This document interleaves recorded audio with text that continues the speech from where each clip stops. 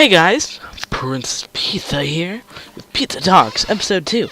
Today, in this one, we are going to be discussing console versus PC gaming, but we will be doing that, you guys know the setup, because I've already done a video of Pizza Talks.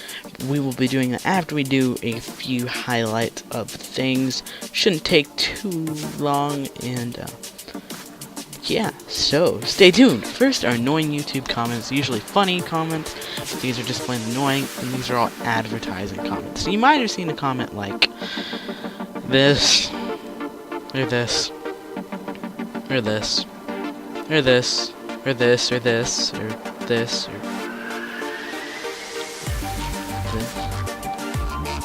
So the next thing is mod of the week. And these are going to be the inventory tweaks and too many items mod, actually in the other order in the video. So you might join in with too many items and inventory tweaks mod installed and see no difference until you open your inventory, and there is the beautiful graphical user interface of too many items. And it looks pretty good. They've improved it since it first came out a long time ago. Basically, the point of this mod is to give you things and to basically be able to mess with the games without having to type in stupid commands. And you can give yourself stuff like tools and armor and pretty much anything else that exists in the game. It's great for giving yourself things that are in mods that you can't find in creative inventory or that are hard to craft, because it shows up on too many items. So what you want to do after giving yourself a bunch of stuff or finding things, if you want to be cheaty and survival, you want to click load, so that later, as you can see now, you're on top of your favorite cobblestone tower, you have all your nice stuff, and you've done what I said, and you click save, and then you can be like, and you accidentally fall off and die, and you'll feel pain and sorrow, and shame. But you'll just walk away. But if you did what I said, you can click load, and it gives you all your items back that you had saved previously, which is pretty awesome. So yeah, you can also do things like change your game mode. Out of all 3 game modes, you can set the time and weather, and the weather was not seen to be working in this video. You can do things like the time, which also you'll see a better demonstration of when I switch it to night, and then you can set it to all other things, sunrise, noon, whatever you want. You can change difficulty, and you can heal yourself.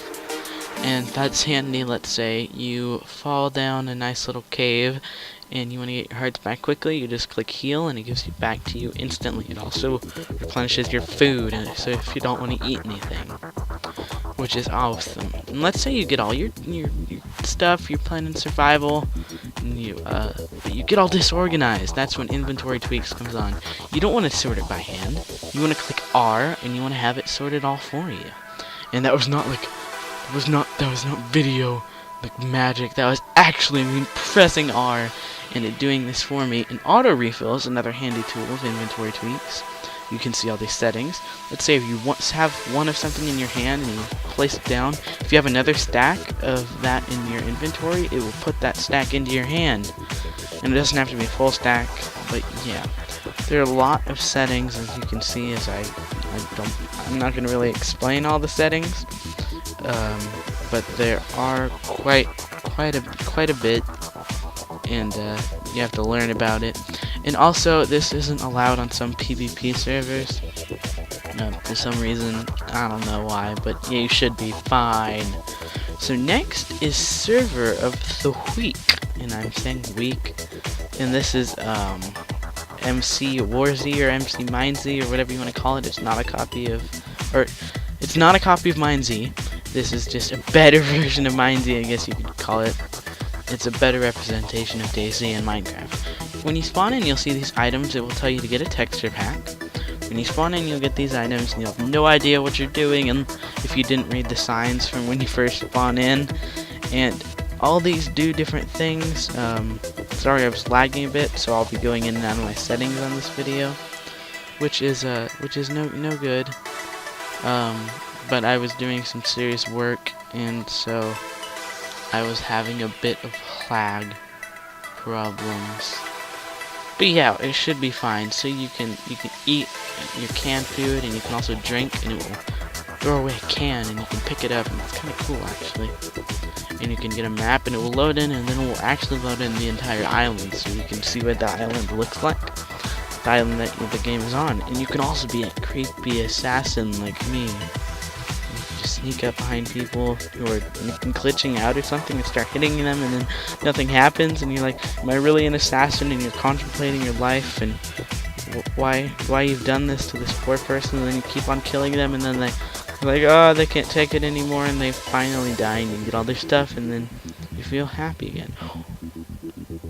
Or you can do what I usually do and get completely beaten up and double teamed, which is not as fun. That's a disclaimer. It's not as fun. Don't do dying, kids. So yeah. And then this next thing, in the server you can find chests and such. And they are stocked with items, as you can see.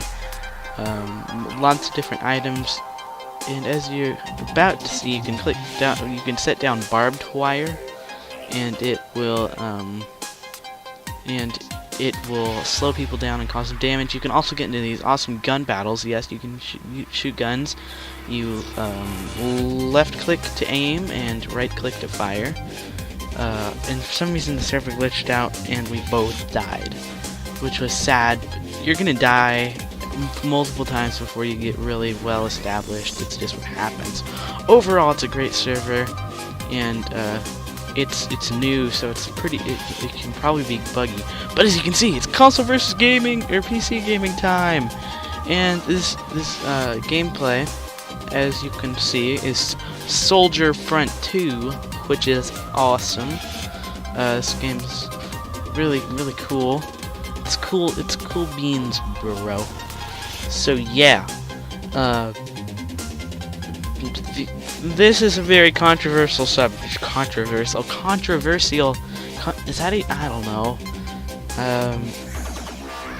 And some people have their very strong opinion, and it can get pretty dirty. But I'm gonna try to keep this as professional as possible. And I'm also trusting you guys to keep it professional in the comments below, because we don't want anything going on. I mean, because things get crazy. Things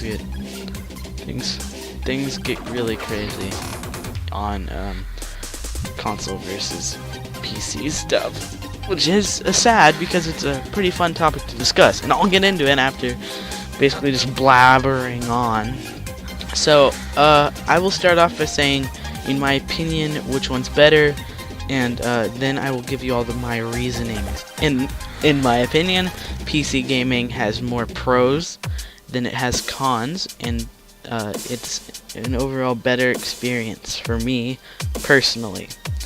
And I'll try to do the pros and cons of both things. And so, with any console, a good thing about it is that they're inexpensive, which might change in the next generation, but make some sacrifices. But they're also good to play with like family and stuff. You can bring it places. They're easy to they're portable, semi-portable, at being as they're not the size of a full ETX computer, which will be quite hard to carry with you when you go places.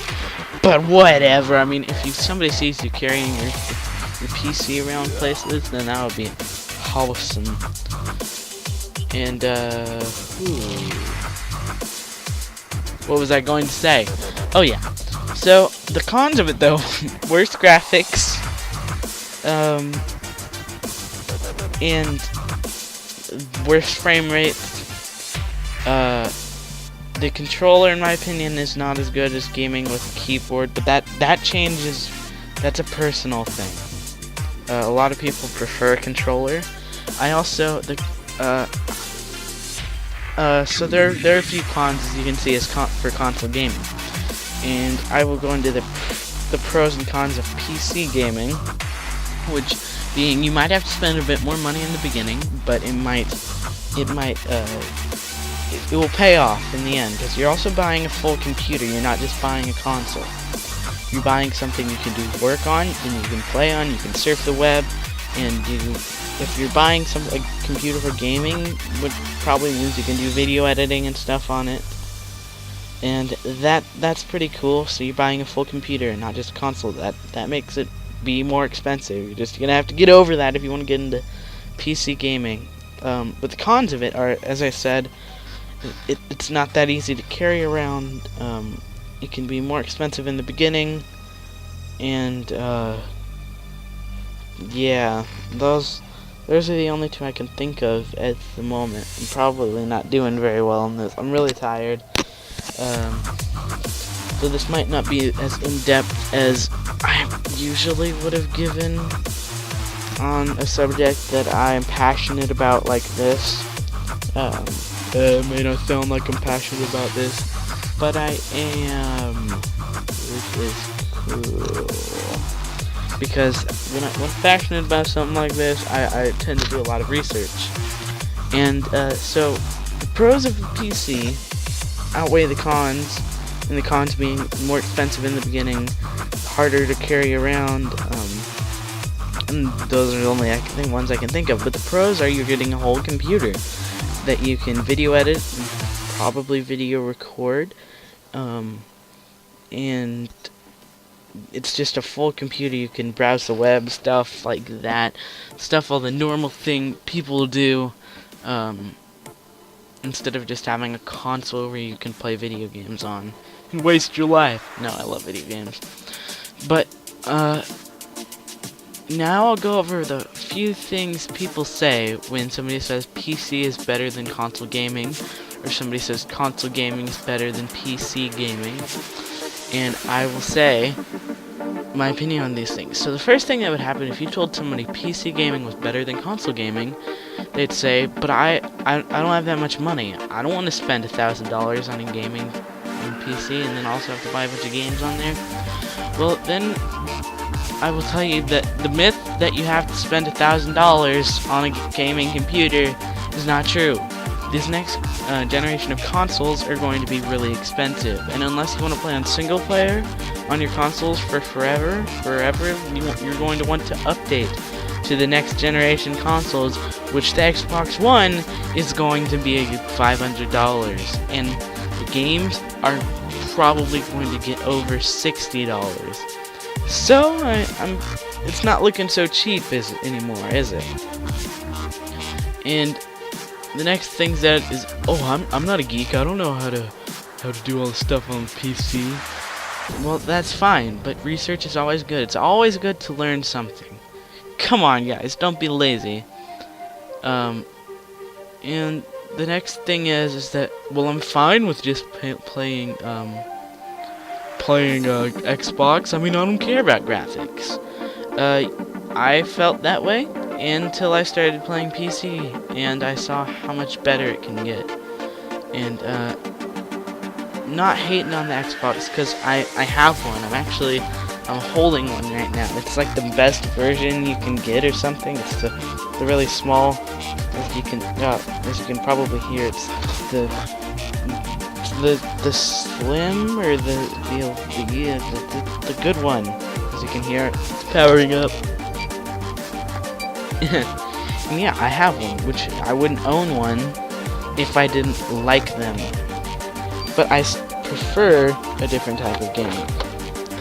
But you know, like I'm trying to say, you're entitled to your own opinion. And I'm in no way telling you what to do. I'm just trying to share my reasoning for, like, maybe in the future. I was thinking about maybe uploading some content from Xbox, and I decided that, you know, I'm just gonna stick to uploading PC content for now.